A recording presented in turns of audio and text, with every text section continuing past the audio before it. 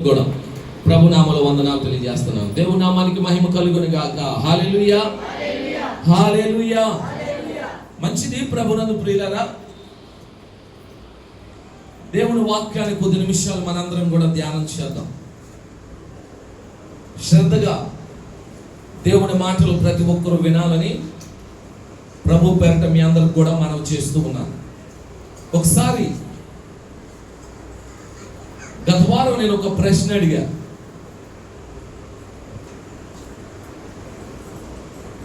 యెహోవా నామమును ఒక యవనస్తుడు దూషించటం వలన రాళ్లతో కొట్టి చంపబడ్డాడు. అతని తల్లి పేరు ఏమిటి అనేది మిమ్మల్ని అడిగా. అతని తల్లి పేరు ఏమిటి అని మిమ్మల్ని అడిగా. ఎవరికైనా సమాధానం దొరికిందా? ఆన్సర్ ఎవరికి దొరికింది?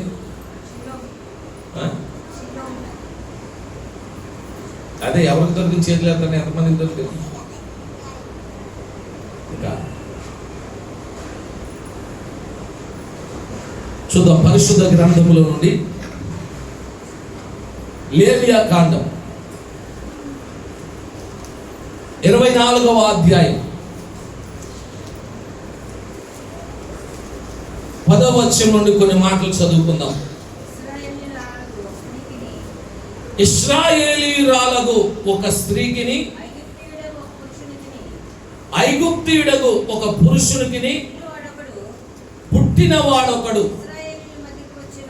ఇశ్రాయేలీయుల మధ్యకు వచ్చెను. ఆ ఇశ్రాయేలీయురాలి కుమారుకిని ఒక ఇశ్రాయేలీనికి పాళెములో పోరు పడగా ఆ ఇశ్రాయేలీయురాలి కుమారుడు యెహోవా నామమును దూషించి శపింపగా జనులు మోషే యొద్దకు వానిని తీసుకొని వచ్చిరి. వాని తల్లి పేరు షెలోమీతు. ఆమె దాను గోత్రీకుడైన దిబ్రీ కుమార్తె. యెహోవా ఏమి సెలవిచ్చునో తెలుసుకొని వరకు వారిని కావలిలో ఉంచిరి. 15వ వచనం చూడండి. మరియు తన దేవుని శపించువాడు తన పాప శిక్షను భరింపవలెను. యెహోవా నామమును దూషించువాడు మరణ శిక్ష నొందవలెను. సర్వ సమాజము రాళ్లతో అట్టి వానిని చావగొట్టవలెను. ఈ మాటలు చదువుదా. ప్రభునందు ప్రియులారా, ఏ ప్రశ్న అయితే గత వారం అడిగానో అదే సందేశంగా ఈరోజు మీకు చెప్పాలని నేను ఆశపడుతూ ఉన్నాను. ఈరోజు మన వాక్యాంశం షెలోమీతు. మన వాక్యాంశం ఏంటండి? షెలోమీతు. దాను గోత్రీకుడైన దిబ్రీ కుమార్తె ఈమె ఒక ఇశ్రాయేలీయురాలు. ఈమె పేరుకు అర్థం ఏమిటో తెలుసా? షెలోమీతు అనే మాటకు సమాధానము లేక శాంతి అని మనకు అర్థమిస్తుంది. కానీ ఈమె జీవితంలో సమాధానమును కానీ శాంతిని కానీ మనము కనుగొనలేము, మనము చూడలేము.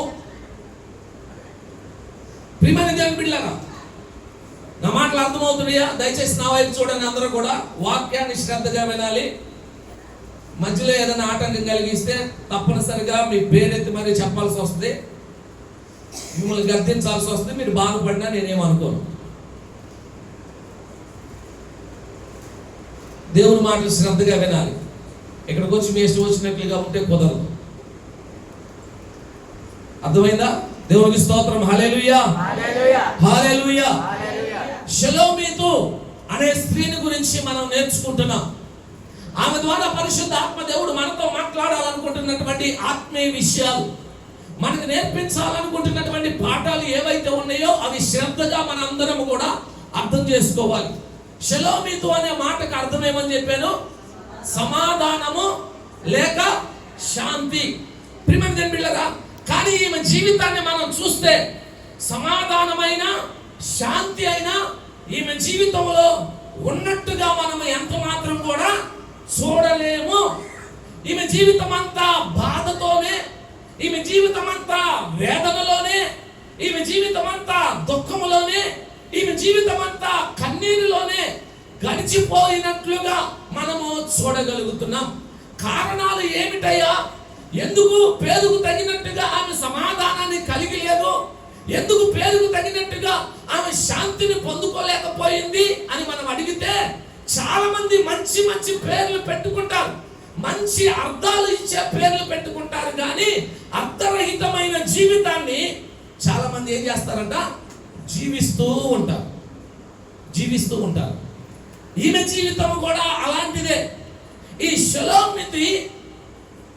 షలోమీతు ఒక ఇశ్రాయేలీరాలు.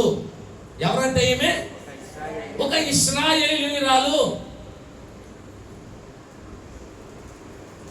దిబ్రీ కుమార్తె, దాను గోత్రీకుడైన దిబ్రీ కుమార్తె. ప్రియమైన బిడ్డలారా, అయితే ఈమె ఇశ్రాయేలీలందరూ ఐగుప్తులో ఉన్నప్పుడు 430 సంవత్సరములు ఫరో బానిసత్వంలో ఉన్నప్పుడు ఈమె కూడా ఐగుప్తులో ఉండి ఒక ఐగుప్తీయుడిని ఏం చేసుకుందంట? వివాహము చేసుకుంది. ఒక ఐగుప్తీయుడిని వివాహం చేసుకుంది. ప్రియమైన బిడ్డలారా, ఆమె జీవితంలో సమాధానం గాని శాంతి గాని లేకపోవడానికి మొట్టమొదటి తప్పటడుగు ఎక్కడ పడిందంట? ఐగుప్తు దేశములో ఆమె చేసుకున్న వివాహము ద్వారా ఆ తప్పైన నిర్ణయము తీసుకుంది. ఆమె ఇశ్రాయేలీరాలు అయ్యుండి ఎవరిని వివాహం చేసుకుందంట? ఐగుప్తీయుడిని వివాహం చేసుకుంది. ప్రియమైన బిడ్డలారా, ఈరోజు వాక్యం ద్వారా చాలా స్పష్టంగా దేవుడు మనతో మాట్లాడతాడు. అది వివాహ బంధమైన, ఏమండి, అది స్నేహబంధమైన, అది సహోదర సహవాసమైన, మన చుట్టూ ఉన్న ప్రజలతో కలిసి ఉండేటువంటి పరిస్థితులైనా, ప్రియ దేవుని బిడ్డలారా, మీరు ఎవరిని ఎన్నుకుంటారో, మీరు ఎవరితో సహవాసం చేస్తారో దానిని బట్టే మీ జీవితంలో మీరు సమాధానమునైనా శాంతినైనా లేకపోతే దుఃఖమునైనా బాధనైనా ఏం చేస్తారంట? అనుభవిస్తారు. ప్రియ దేవుని బిడ్డలారా, చాలా జాగ్రత్తగా దేవుని మాటలు వినాలి. నీవు ఎవరితో సహవాసం చేస్తూ ఉన్నావు? నీవు ఎవరితో స్నేహం చేస్తూ ఉన్నావు? ఎవరితో నీ బంధాన్ని నువ్వు కొనసాగిస్తూ ఉన్నావు? వివాహాలు చేసుకునే వారికి కూడా దేవుడు మాట్లాడతాడు. ఒక దేవుని బిడ్డ అన్యులని వివాహము చేసుకోకూడదు. బైబిల్ ఖచ్చితంగా చెప్పింది అది. ఏమండి, ఎందరో దేవుణ్ణి ఎరిగిన బిడ్డలు దేవుని ఎరగిన వారిని చేసుకొని వారి జీవితాల్లో, వారి కుటుంబాల్లో ఇప్పటికీ నష్టాన్ని అనుభవిస్తున్న వారు లేకపోలేదు. సమాజంలో మందిరానికి ఆటంకపరచబడుతున్న వారు లేకపోలేదు. సమాజంలో వారి ఆత్మీయ జీవితాన్ని కోల్పోయి దేవుని చిత్తానుసారంగా జీవించలేని ఆ స్థితిలోనికి దిగజారిపోయిన పరిస్థితులను ఎందరో జీవితాలలో, కుటుంబాలలో మనం చూస్తున్నాం. కారణం వారు తీసుకున్న తప్పుడు నిర్ణయం. ప్రియమైన బిడ్డలారా, నీవు అన్యులతో సహవాసం చేయకూడదని, నీవు అన్యులను వివాహం చేసుకోకూడదని ఆనాడు ఇశ్రాయేలు ప్రజలకు కూడా దేవుడు ఆజ్ఞాపించాడు. దేవుని బిడ్డలయ్యుండి నీవు ఏమండి, నువ్వు తీసుకునే నిర్ణయాలు నీ ఆత్మీయ జీవితాన్ని బలపరచడమా, లేకపోతే నీ ఆత్మీయ జీవితం దిగజారిపోవటమా, ఏదో ఒకటి ఏమైందటండి జరిగింది. చాలా మంది కొందరు అంటారు, నేను ఆ వ్యక్తిని చేసుకొని మార్చేస్తానండి. ఏది మార్చేసేది? నువ్వు మారకపోతే సరే. ఏమండి, నువ్వు మారకపోతే సరే. దేవుని బిడ్డలారా, అలా చెప్పి చేసుకొని వారి ఇష్టానుసారంగా నిర్ణయాలు తీసుకొని వారి ఇష్టానుసారంగా తప్పుడు మార్గాలకు వెళ్ళి వాళ్ళ ఇష్టానుసారంగా దేవుని చిత్తంలో నుండి తొలగిపోయి వివాహాలు చేసుకొని బంధాలు కలిగి ఉండి సహవాసాలు చేసి స్నేహాలు చేసి తన చుట్టూ ఉన్న వారితో సహవాసం చేసి ఎందరో ఆత్మీయతలో ఇప్పటికే దిగజారిపోయి ఉన్నారు. నేను మరలా చెప్తున్నాను, అది వివాహబంధమైన, స్నేహబంధమైన, చుట్టరేగమైన, నీ సహవాసమైన ఏదైనా సరే నీ ఆత్మీయ జీవితాన్ని చెడగొట్టనంత వరకే, పడగొట్టనంత వరకే నువ్వు వారితో సహవాసం చేస్తూ వారి కార్యాలను పాలు పంపులు పొందావంటే దేవుని చిత్తంలో నుండి నువ్వేమైపోతావంట? తొలగిపోతావంతే. ఏమా ఎందుకు మాటికి వాళ్ళ దగ్గరికి వెళ్తున్నావంటే వాళ్ళు మార్చేద్దామని వెళ్తున్నానండి. వాళ్ళు కాదు నేను మార్చేశారు. ఏమండి, నీ భక్తి పోయింది, నీ ఆత్మీయత పోయింది, నీ ప్రార్థనా జీవితం పోయింది, నువ్వు కూడా అలాగా తయారైపోయావు, నువ్వు కూడా నామకార్థమైన స్థితిలోనికి వెళ్ళిపోయావు. అర్థమవుతుందా నీకు వాక్యం? దేవుని బిడ్డ, నీ సహవాసం దేవునితో ఉండాలి, నీ సహవాసం పరిశుద్ధులతో ఉండాలి, నీ సహవాసం దేవుని పిల్లలతో ఉండాలి. అది వివాహమైన, స్నేహబంధమైన, సహవాసమైన నీవు దేవుని పిల్లలతోనే ఎక్కువగా నువ్వేం చేయాలంట? సహవాసమును చేయాలి.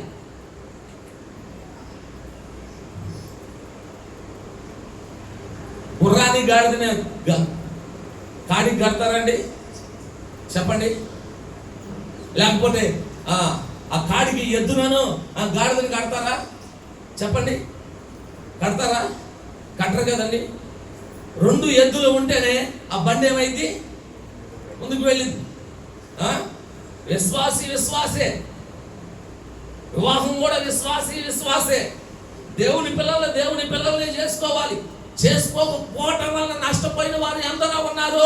ఈరోజు మనకు నేర్పించబడిన పాఠం కూడా షలోమీతో ఆమె కూడా ఒక ఇశ్రాయేలీయురాలి నుండి ఐగుప్తుని వివాహం చేసుకోవటం వలన తన ఆత్మీయ స్థితిలో నుండి దిగజారిపోయింది. తన జీవితాన్ని నష్టపరుచుకుంది. ఆమె జీవితంలో వేదన, బాధ, కన్నీరే మిగిలినవి కానీ సంతోషమైన, సమాధానమైన, నెమ్మదైన, శాంతైన ఆమె జీవితంలో ఏమలేమంట? లేవు. దేవుని బిడ్డ, మాటికి లోకస్తులతో సహవాసం చేయబాకు, లోకంలోనికి జారిపోతావేమో. మాటికి ప్రియమైన దేవుని బిడ్డలారా, విగ్రహ ఆరాధనలతోనే ఉండబాకు. సొలొమోను పోలే నువ్వు కూడా దేవునికి దూరం అయిపోతావేమో. ప్రియ దేవుని బిడ్డ, నీ వివాహబంధమైన, నీ స్నేహబంధమైన, నీ సహవాసమైన ఎవరితో ఉండాలి? చెప్పండి, ఎవరితో ఉండాలి? దేవునితోనూ, దేవుని పిల్లలతోనూ ఉండాలి. చాలా పర్యాయాలు మన జీవితాల్లో మనం దేవుని పిల్లలు అని చెప్పుకుంటాం. మన సహవాసాలలో ఎవరితో ఉంటాయి? అన్యులతో, విగ్రహారాధికులతో, లోకస్తులతో, వాళ్ళతోనే ముచ్చట్లు, వాళ్ళతోనే సోది కబుర్లు, వాళ్ళతోనే మన అన్ని వాళ్ళతోనే. దేవుని పిల్లలతో ఏమీ ఉండవు. అందుకని నువ్వు ఎప్పటికే నీ జీవితంలో ఎంతగా దిగజారిపోయావో నీకు తెలుసు. ఒకసారి నీ హృదయ లోతుల్లోనికి వెళ్ళి నువ్వు పరీక్షించుకుంటే, నీవే ఒకసారి నీ హృదయాన్ని తట్టుకొని చూసుకుంటే నువ్వెంతగా దేవుని చిత్తములో నుండి తొలగిపోయి దేవునికి దూరం అయిపోయావో నీకు అర్థమవుతుంది. నేను చెప్పేది ఏంటంటే, మన చుట్టూ ఉన్న మనుషులతో మాట్లాడొద్దని నేను అన్నాను, నీ ఇరుగు పొరుగు వారితో మాట్లాడొద్దని నేను అన్నాను, వారికి మేలు చేయొద్దని అన్నాను, వారికి సహాయం చేయొద్దని అన్నాను, వారి ఇంటికి వెళ్ళొద్దని అన్నాను. మన మనుషులందరితో సమాధానం కలిగి ఉండాలి. కానీ మన సహవాసం, మనం చేసే పనులు మాత్రం వారితో ఏం చేయకూడదు అంటే ఏకీభవించకూడదు.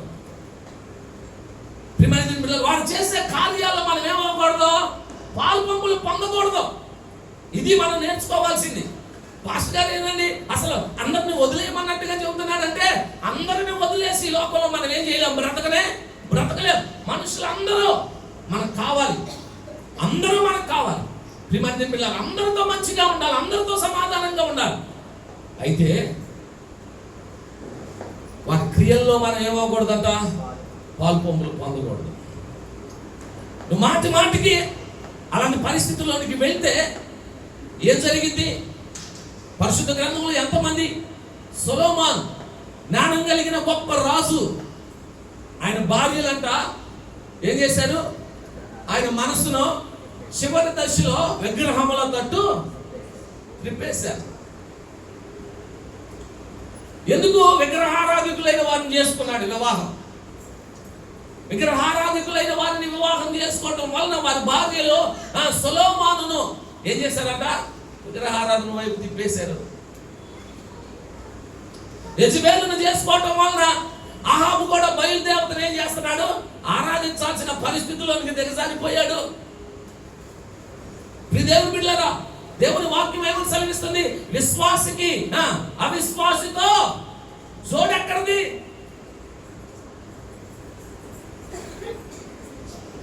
ఉందా? లేదని దేవుని వాక్యం సెలవిస్తాం. మనం మొదటి విషయం గమనించాల్సింది, ఈమె చేసిన ఒక తప్పైన నిర్ణయం ఏంటంటే, ఈమె ఇశ్రాయేలీయురాలు ఉండి ఎవరిని వివాహం చేసుకుంది? దానివల్ల తమ జీవితంలో చాలా ఏమైందంట? నష్టపోయింది. ప్రియమైన బిడ్డలారా, నష్టపోయింది. ఆత్మీయ వాతావరణము ఉండవలసిన వీళ్ళు ఏమంటే ఆత్మీయ వాతావరణం లేనిదిగా మారిపోయింది. దానికి నిదర్శనమే వారికి ఇవ్వబడిన కుమారుడు. ఏమండి? వారికి ఇవ్వబడిన కుమారుడు ఈ ఇశ్రాయేలీయులకి ఐగుప్తునికి పుట్టిన కుమారుడు. ఇశ్రాయేలీయులు ఐగుప్తులో నుండి బయటికి వచ్చిన తర్వాత ఆ అరణ్య ప్రయాణములో, కనానుకు వెళ్ళే ప్రయాణములో ఈ ఇశ్రాయేలీయుల కుమారుడికి మరొక ఇశ్రాయేలీయునికి పాలెములో ఏం జరిగిందంట? పోరు జరిగింది. పోరు జరిగినప్పుడు ఈ ఇశ్రాయేలీయురాలి కుమారుడు యెహోవా నామమును దూషించి ఏం చేశాడు? శపించాడు. అంటే ప్రియమైన బిడ్డలారా, ఆ కుటుంబంలో ఆత్మీయ వాతావరణం ఉంటే ఆ బిడ్డ పెరగవలసిన రీతిలో ఏమయ్యేవాడే? పెంచబడేవాడు. మాట్లాడాల్సిన రీతిలో మాట్లాడేవాడు. కానీ అతని మాటలు ఎలా ఉన్నాయో, ఆ తల్లి ఇశ్రాయేలీయురాలు ఇంటి కూడా ఐగుప్తుని వివాహం చేసుకోవడం వలన ఆత్మీయతలో దిగజారిపోయి తన కుమారుని కూడా పెంచవలసిన రీతిలో ఆ తల్లి ఏం చేయలేకపోయిందంట? పెంచలేకపోయింది.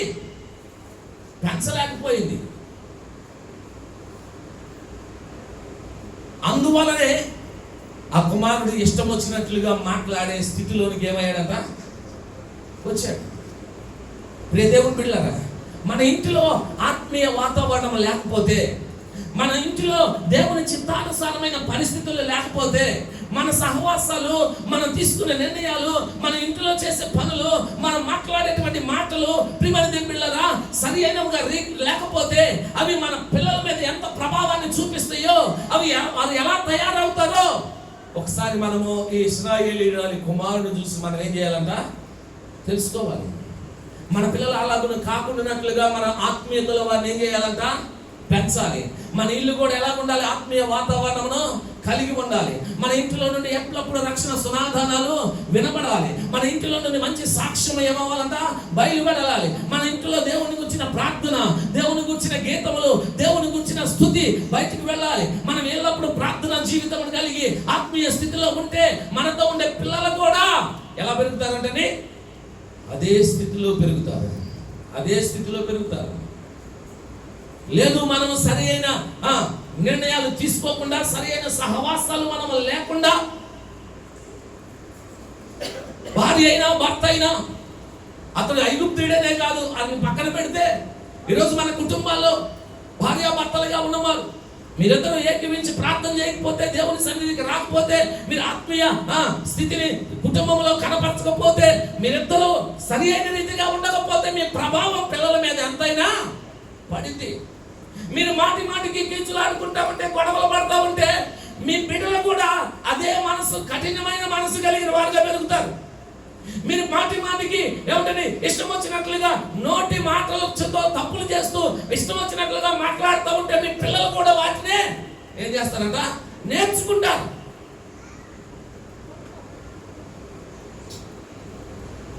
ఎందుకు ఈ మాటలు చెప్తున్నానంటే, తల్లిదండ్రుల ప్రభావం ఎక్కువగా పిల్లల మీద చాలా ఉంటుంది. వారు పెద్ద అయిన తర్వాత ఎంతగా సొంత నిర్ణయాలు తీసుకున్నా చిన్నతనము నుండి వారి తల్లిదండ్రుల ప్రభావం వారి మీద ఉన్నదానిని బట్టే వారి ప్రవర్తన తీరు ఏమవుతుందంట కనిపిస్తుంది. ఈమె ఇశ్రాయేలీయురాలు ఐగుప్తుని వివాహం చేసుకుంది. దానివల్ల తన కుటుంబంలో చాలా నష్టాన్ని ఆమె చూసింది. ఆమెలో సమాధానం లేదు, శాంతి లేదు, ఆమెలో సంతోషం లేదు, ఆనందం లేదు. ప్రియమైన దేవుని బిడ్డలారా, ఆ తరువాత ఎందుకు నేను ఇలాంటి తప్పు నేనేం తీసుకున్నానని బాధపడిన సందర్భాలు ఉన్నాయి. అయితే కుమారుడు పుట్టాడు. కుమారుడు పుట్టిన తండ్రి ఒక మాట చెబుతాడు, తల్లి ఒక మాట చెప్పింది. తల్లి ఏమో ఆత్మీయత నేర్పిస్తే తండ్రి ఏమో డాన్సులు నేర్పిస్తాడు, తండ్రి ఏమో లోకాన్ని చూపిస్తాడు, తండ్రి ఏమో ఇంకోటి ఏదో చూపిస్తాడు. ఈ పిల్లాడు ఎలా పెరుగుతాడు? ఎలా పెరుగుతాడండి?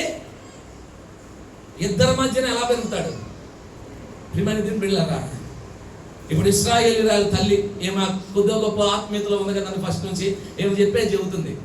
ఐగుప్తుడు ఏం చెబుతున్నాడు? ప్రియమైన దేవుని బిడ్డలారా, ఏం నేర్పించుంటాడు ఐగుప్తులో?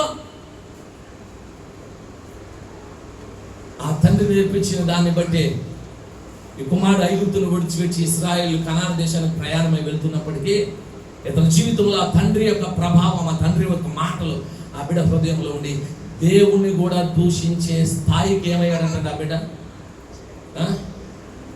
ఇదేం బిడ్డరా, మీ పిల్లలు అలా కాకుండా చూసుకోవాలి. మీరు ఏమంటే మనం అలా కాకుండా చూసుకోవాలి, మన పిల్లలు అలా కూడా కాకుండా చూసుకోవాలి. దేవుని బిడ్డలారా, దేవునికి దూరం అయ్యే పరిస్థితులు, దేవునికి దూరం చేసే సహవాసాలు, దేవునికి దూరం చేసే బంధాలను మనం ఏం చేయాలంటే ప్రక్కన పెట్టి సరి అయిన మార్గంలో దేవుని చిత్తములో మన అందరం కూడా ఏమవ్వాలంట? నడిపించబడాలి. మన పిల్లలను కూడా మనం నడిపించుకోవాలి. లేకపోతే నీ పిల్లల వల్ల నీకు వేదనే, నీ పిల్లల వల్ల నీకు బాధే. వారు ఎదిగిన తర్వాత నీ మాట వినకపోతా ఉంటే వీరు మారరండి, వీరు మారరని నువ్వు చెప్పుకుంటూ వారి విషయమై ప్రతిరోజు ఏడవటమో బాధపడతాం, దుఃఖపడతాం తప్ప నువ్వు చేయగలిగేది ఇంకా ఏమీ కూడా ఉండదు. వారు నష్టపోతా ఉంటే, వారు తాగుతూ ఉంటే, వారు పనికిమాలిన పనులు చేస్తూ ఉంటే, వారి ఆరోగ్యాన్ని పాడు చేసుకుంటా ఉంటే, వారు నష్టపోతా ఉంటే, తల్లిగా నువ్వు ఎంత చెప్పినా నీ మాట వినకపోతా ఉంటే చూసి నువ్వేమంటావన్నా? ఏడుస్తూ ఉంటావు. దేవుని బిడ్డలారా, నేనంటాను ఈ షలోమీది నిజంగా జీవితంలో ఏడుపై మిగిలింది. అయ్యో, దేవుని నామాన్ని నా కుమారుడు దూషించాడనే బాధ ఒక పక్కన, తన కుమారుడు తన కళ్ళ ఎదుటి రాళ్లతో కొట్టబడతా ఉంటే ఆ తల్లి బాధ ఎట్లా ఉంటుందో తెలుసా? ఏమండి, ఎంత బాధ ఉంటుంది నిజంగా. దేవుని దూషించే ప్రతి ఒక్కరికి ఏముంటుందంట? శిక్ష, రాళ్లతో కొట్టబడాలి.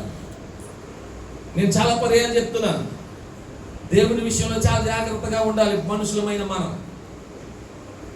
ఆయన నిర్గమకాండం 20వ అధ్యాయంలో ఆయన ఇచ్చిన ఆజ్ఞల్లో చెప్పాడు, ఆయన నామాన్ని ఎవడు కూడా వ్యర్థంగా ఏం చేయకూడదంట?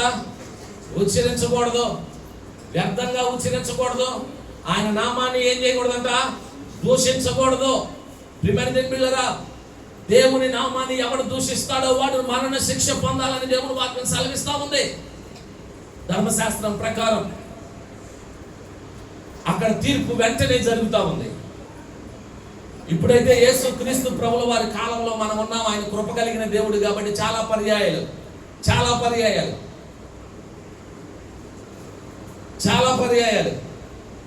మనం ఏం చేశాం చెప్పాలి. మనం ఏం చేశాం?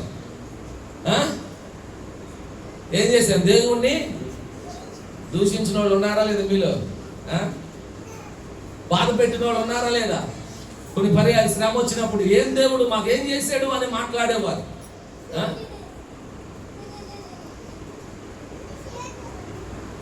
కొన్ని పర్యాలు దేవుడు లేడు, దెయ్యం లేదు, మాకు దేవుడు వద్దు అని మాట్లాడేవారు. ప్రియమైన దేవుని బిడ్డలారా, ఎంతో మంది ఎన్నో పర్యాయాలు దేవుని దూషించాం, దేవుని బాధ పెట్టాం, దేవుని హృదయాన్ని గాయపరిచాం. అయినా కృప కలిగిన దేవుడు నా పిల్లలే అని ఆయన ఏం చేశాడంటే మనల్ని క్షమిస్తూ వచ్చాడు.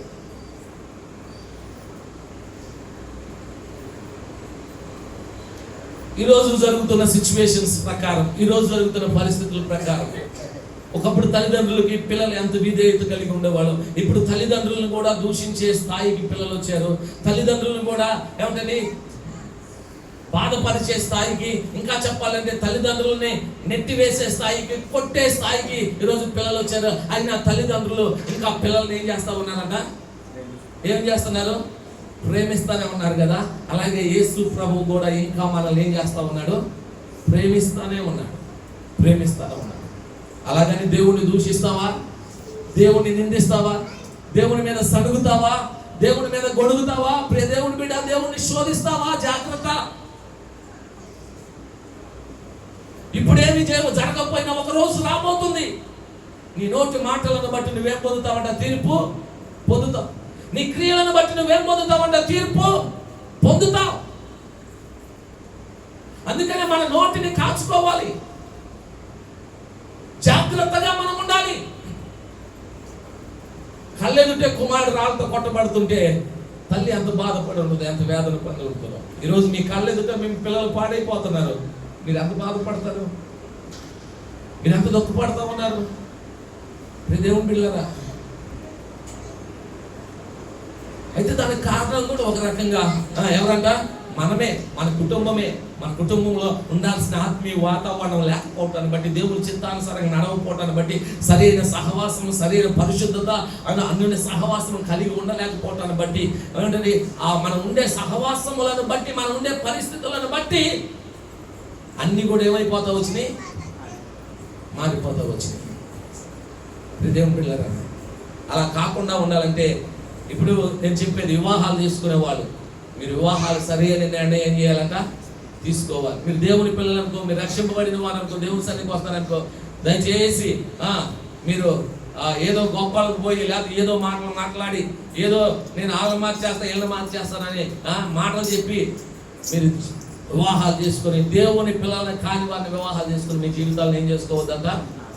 పాడు చేసుకోవద్దు, పాడు చేసుకోవద్దు.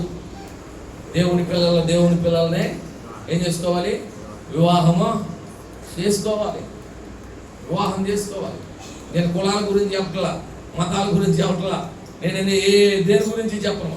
ఏ కులమైనా, ఏ మతమైనా, అది ఎవరైనా సరే దేవుణ్ణి ఎరిగిన వారిని మాత్రమే మనం వివాహము చేసుకోవాలి. ఈరోజు చూడండి, ఎక్కడ చూసినా డాక్టర్నే చేసుకుంటాడా? అవునే కదా, చేసుకుంటున్నారా? మా కులం అమ్మాయికి, మా కులం అబ్బాయిని చూడండి, ఇప్పటికీ ఇది వాళ్ళ కొన్ని చోట్ల, ఎక్కడ మందిరాల్లో కూడా, సంఘాల్లో కూడా, ఎవరు మాది ఫలానా కులం అంటే వాళ్ళని చూడాలండి. ఆ కులం లేకపోతే ఇంకా పెళ్లి చేసుకోరా? దిగులుగా కులాలు కాదు, కానీ మనం చూడాల్సింది దేవుని పిల్లలను మనం ఏం చేసుకోవాలంట? వివాహం చేసుకోవాలి. నీ సహవాసం కూడా ఎవరితో ఉండాలి? పరిశుద్ధులతోనే ఉండాలి. ఎక్కువగా నువ్వు కలిసేది ఎవరిని? దేవుని పిల్లలనే కలవాలి. లోకస్తుల్ని మాటి మాటికి, విగ్రహారాధకులు మాటి మాటికి, ఉన్న అవసరం ఉన్నా లేకపోయినా వాళ్ళతో రాసుకొని పూసుకొని తిరుగుతూ వాళ్ళతో ఉన్నామనుకో, నీ జీవితం కూడా ఏమైపోయిందంట? ఇక అంతే, వెళ్ళిపోవడమే. దేవుని పిల్లలు కాబట్టి జాగ్రత్తగా ఉండాలి. కొన్ని పర్యాయాలు కొంతమంది ఏమంటది? అభిమానం ఎక్కువైపోయి, దురాభిమానం. దీన్నే ఏమన్నాడంటే దావీదు, దురాభిమానం. బాధపడతారేమోనయ్యా, ఫీల్ అవుతారేమోనయ్యా, వెళ్ళకపోతే, చేయకపోతే అని దేవుణ్ణి ఏం చేస్తారంటే బాధ పెడతారు. మనుషులను బాధ పెట్టరు, ఎవరిని బాధ పెడతారు? చెప్పండి, ఎవరిని బాధ పెడతారు? దేవుణ్ణి బాధపడతారు. దేవుని పిల్లలమే కానీ కొన్ని పర్యాయాలు, కొన్ని సందర్భాల్లో అన్ని ఆచారాలను ఏం చేస్తామంట? జరిగిస్తాం. మనుషుల సంతోషం కొరకు దేవుణ్ణి మాత్రం ఏం చేస్తూ ఉంటాం? దుఃఖపరుస్తూ ఉంటాం, బాధ పెడతా ఉంటాం. నువ్వు దేవుని బిడవైండు, నువ్వు చేసే పనులను బట్టి దేవుడు ఎంతగా హృదయంలో నొచ్చుకుంటున్నాడో, సంతాపడుతున్నాడో నీకు అర్థం కావాలి. ఈ మధ్యాహ్న కాల సమయంలో ఇప్పుడే దేవుని బిడ్డ, నేను చాలా పర్యాలు చెబుతాను కదా, భక్తి అంటే భక్తి రాజీ పడకూడదు. ఏమండి, వాళ్ళు రమ్మన్నారు, వీళ్ళు రమ్మన్నారు, వాళ్ళు టెక్కాయ కొట్టమన్నారు, వీళ్ళు వాళ్ళు ఎదురు రమ్మన్నారు, ఇవన్నీ కూడా దేవుని దగ్గర ఏం చేయమంటే పనికిరావు. నేను ఎక్కడ ఏం చేయాల్సి వచ్చినా ఖచ్చితంగా చెప్తా. మీకు తెలుసు కదా ఆ విషయం. మీరు కూడా ఎవరికైనా చెప్పండి, ఎవరు ఏం చెప్పమన్నా మా పాస్టర్ గారు ఇలా చేయరని ఖచ్చితంగా చెప్పొచ్చు. అది సావైనా పెళ్ళైనా మరొకటైనా వాక్యానుసారంగా చేస్తాను, కానీ వాక్యానికి విరుద్ధంగా చేయడానికి నేను ఇష్టపడను. నా ప్రమేయం లేకుండా ఏమైనా జరిగితే నాకు సంబంధం లేదు. నేనేం చేస్తానంటే దేవుని దగ్గర ఏం చేస్తాను, చేతులు కట్టుకుంటా, ప్రభువా దీని విషయంలో నా తప్పేమీ లేదయ్యా. నా మాటలు త్వరగా ముగిస్తాను. ఆ కుమారుడు ఏం చేస్తాడంటే యెహోవా నామమును దూషిస్తున్నాడు. యెహోవా నామమును దూషించాడు. ఇప్పుడు ఆ కుమారుడిది మాత్రమే తప్పు కాదు, ఆ కుమారుని పెంచిన తల్లిదండ్రులు కూడా తప్పు. ఏమండి, ఇప్పుడు షెలోమీతో ఆమె జీవితంలో సమాధానం ఉందంటారా? ఏమండి, శాంతి ఉందంటారా? ఎందుకు? ఎదురుగా కళ్ళ ఎదుట కుమారుడు ఏమైపోతున్నాడు, రాళ్ళతో కొట్టుబడి చంపబడ్డాడు. ప్రియదేవుని బిడ్డలారా, ఒక పక్కన బిడ్డ లేడనే వేదన, ఇంకో పక్కన ఇదిగో ఫలానా ఈమె కుమారుడే యెహోవా నామమును దూషించాడని చుట్టూ ఉన్నవారు ఏం చేస్తారంటే ఆమె గురించి మాట్లాడుతూ ఉన్నారు. దేవుని నామం నా వలన నా కుటుంబం వలన దూషింపబడింది, నా వలన దేవునికి అవమానం కలిగింది అనే ఒక బాధ ఒక పక్కన. ప్రియమైన దేవుని బిడ్డలారా, ఈ బాధలన్నిటి మధ్యలో సమాధానం ఎక్కడ ఉంటుంది? అంటే ఏమండి, సమాధానం ఎక్కడ ఉంటుంది? ప్రియ దేవుని బిడ్డ, ఈ మధ్యాహ్న కాల సమయంలో దేవుడు నీతో నాతో కూడా అదే మాట్లాడుతున్నాడు. మనం ఎలాంటి నిర్ణయాలు తీసుకుంటామో దానిని బట్టే మన జీవితం ఏమవుతుందంటండి, ఆధారపడి ఉంటుంది. ఒకవేళ ఈమె సరైన నిర్ణయం తీసుకొని ఉన్నట్లయితే ఈ జీవితం ఎట్లా ఉండేది కాదు, కుమారుడిలా అయ్యేవాడు కాదు, ఆమె కుటుంబం ఈ స్థితిలో ఉండేది కాదు, ఇశ్రాయేలు మధ్యలో ఒక మచ్చగా ఒక మాయన మచ్చగా ఉండే పరిస్థితి కాదు. ఆమెను గురించి ఆ కుటుంబం గురించి ఇదిగో దేవుడిని దూషించినటువంటి కుటుంబం అని ఇశ్రాయేలు చెప్పే పరిస్థితుల్లో ఆ కుటుంబం ఉండేది కాదు. ప్రియమైన దేవుని బిడ్డలారా, ఇన్ని అనర్థాలకు కారణం ఆమె తీసుకున్న ఒక నిర్ణయం. ఏంటయ్యా అంటే ఐగుప్తుని ఏం చేస్తుందంట, వివాహము చేసుకుంది. అక్కడ ప్రారంభమైందండి ఆమె పతనం. ఆమె జీవితం ఏమైపోయిందంటండి, ఏమంటే ఎంతో నష్టపోయింది. ఈరోజు మనందరికీ ఒక పాఠాన్ని షెలోమీతు మనకు నేర్పిస్తుంది. ప్రియ దేవుని బిడ్డలారా, మనకు నేర్పిస్తుంది. జాగ్రత్తగా మన కుటుంబాలను మనం ఏం చేయాలంట, కట్టుకోవాలి, కాపాడుకోవాలి. సరైన ఆత్మీయ స్థితిగతులు మనం కలిగి ఉండాలి. దేవుని చిత్తానుసారంగా మనం నడిచే పరిస్థితులు ఉండాలి. ఒకవేళ ఏ సహవాసాలైనా నేను దేవునికి దూరం చేసేవైతే వాటిని ఏం చేయాలంటే వెంటనే ఏం చేయాలంట, వాటిని కట్ చేసుకోవటమో తొలగించుకోవటం మంచిది. నువ్వు దేవునికి దూరం అవుతున్నావు అనుకుంటే, ఆ సహవాసం వల్ల నువ్వు దేవునికి దూరం అవుతున్నావు అనుకుంటే దానిని ప్రక్కన పెట్టడము మంచిది. ప్రియమైన దేవుని బిడ్డలారా, దేవునికి దూరం అయ్యే పరిస్థితులు నీ జీవితంలో రానియద్దు. నీ కుటుంబాన్ని, నీ బిడ్డలని చేతులారా నువ్వు పాడు చేసుకోవద్దు. దేవుడిచ్చే సమాధానాన్ని, శాంతిని నువ్వు కోల్పోవద్దు.